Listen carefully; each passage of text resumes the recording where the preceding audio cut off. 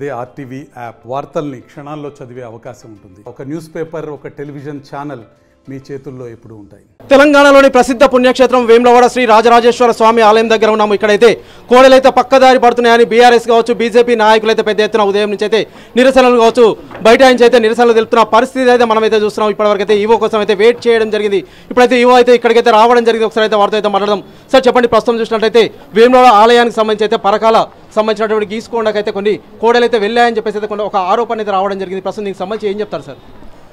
ఈ ఆరోపణలలో ఎటువంటి వాస్తవం లేదని చెప్పి మీకు తెలియపరుస్తూ, రాజరాజేశ్వర సొసైటీ తర్వాత ఏ సొసైటీ అయినా కూడా మేము ఏ సొసైటీకి కూడా మా యొక్క కోడెలను మేము వారికి ఇవ్వట్లేదు. ఓన్లీ అర్హులైన రైతులకి మాత్రమే కమిటీ, డిస్టిక్ లెవెల్ కమిటీ, ప్రభుత్వం నియమించిన కమిటీ సిఫారసు మేరకు రైతులకు మాత్రమే ఈ యొక్క కోడెలను అందజేయడం జరుగుతుంది. ఆ యొక్క ఎలిజిబుల్ రైతులను కూడా మేము జూలై మాసంలో ఒక పత్రికా ప్రకటన ఇవ్వడం జరిగింది. ఒక ఎలిజిబుల్ ఎవరైతే ఉన్నారో వాళ్ళు దరఖాస్తు పెట్టుకోమని చెప్పి ఆ క్రమంలోనే మాకు 2600 వరకు దరఖాస్తులు వచ్చున్నాయి.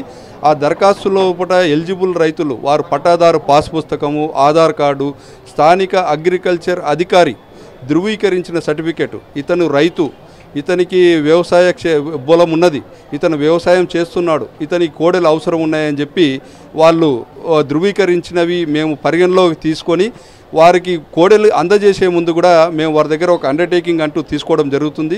ఆ ఒక అండర్టేకింగ్లో మేము తప్పకుండా దాంట్లో ఏం మెన్షన్ చేశామంటే, మేము ఈ తీసుకెళ్లే కోడలను వ్యవసాయ నిమిత్తమే వాడుకుంటాము, దుర్వినియోగపరచము, ఎటువంటి దుర్వినియోగం పరిచినా మా పైన మీరు లీగల్గా ఎటువంటి చర్యన తీసుకోవచ్చు.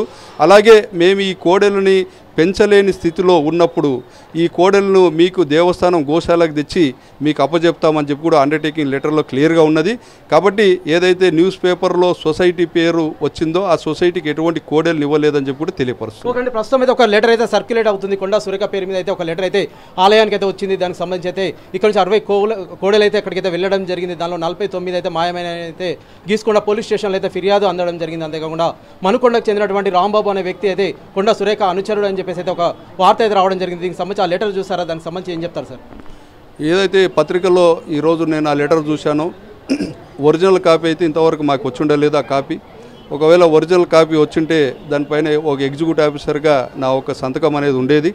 కాబట్టి ఆ ఒక్క ఒరిజినల్ కాపీ చూస్తే తప్ప నేను ధృవీకరించలేని పరిస్థితి. ఓకే, అంటే స్థానిక శాసనసభ్యులు అయితే చెప్పడం జరిగింది. ప్రస్తుతం అయితే ఇటువంటిది అవకతవకలకు పాల్పడితే ఎంతటి వారైనా ఉపేక్షించేది లేదని అయితే వెల్లడించడం జరిగింది. ఒకవేళ ఇదే నిజమైతే ఎటువంటి చర్యలకైతే తీసుకునే అవకాశాలు ఉంటాయండి?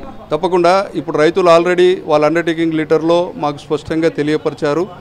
మేము తీసుకెళ్లే కోడల్ని వ్యవసాయ నిమిత్తం మాత్రమే వాడతాము, దుర్వినియోగపరచమని చెప్పి వాళ్ళే స్పష్టంగా తెలియజేశారు. కాబట్టి ఆ ఒక్క ఏదైతే దుర్వినియోగపరిచినట్లుగా మా నోటీసుకు వస్తే దానిపైన మేము వాళ్ళపైన క్రిమినల్ కేసులు కూడా బుక్ చేయడం జరుగుతుందని తెలియపరుస్తుంది. ఓకే అండి, ప్రస్తుతం మనమైతే చూస్తున్నాం ఆలయ ఈవో అయితే వెల్లడిస్తున్నారు. మేమైతే ఎటువంటి కోడలైతే ఎవరికైతే ఇవ్వలేదని అయితే వారైతే చెప్తున్న పరిస్థితి అయితే మనమైతే చూస్తున్నాం. ఏదైనప్పటికైతే దీనిపై అయితే కఠిన చర్యలు తీసుకోవడానికి సైతం మేము సైతం ఉపేక్షించాము. ఎందుకంటే మేము అయితే ఇక్కడ నుంచి అయితే ఒక్క కోడే సైతం అక్కడికైతే ఇవ్వలేదని అయితే ఆలయ ఈవో వినోద్ రెడ్డి అయితే చెప్తున్నారు. అంతేకాకుండా బీఆర్ఎస్ బీజేపీ నాయకులకు సైతం కొంత శాంతింపజేసే ప్రయత్నం అయితే చేయడం జరిగింది. ఏదైనప్పటికైతే మరి దీనిపై అయితే పూర్తి ఎంక్వైరీ జరిగిన తర్వాత అయితే నిజాలు అయితే తేలుతాయని అయితే ప్రతి ఒక్కరైతే వేచి చూస్తున్న పరిస్థితి అయితే మనం వేములవాడ రాజరాజేశ్వర ఆలయం దగ్గర అయితే చూడొచ్చు. Over to studio.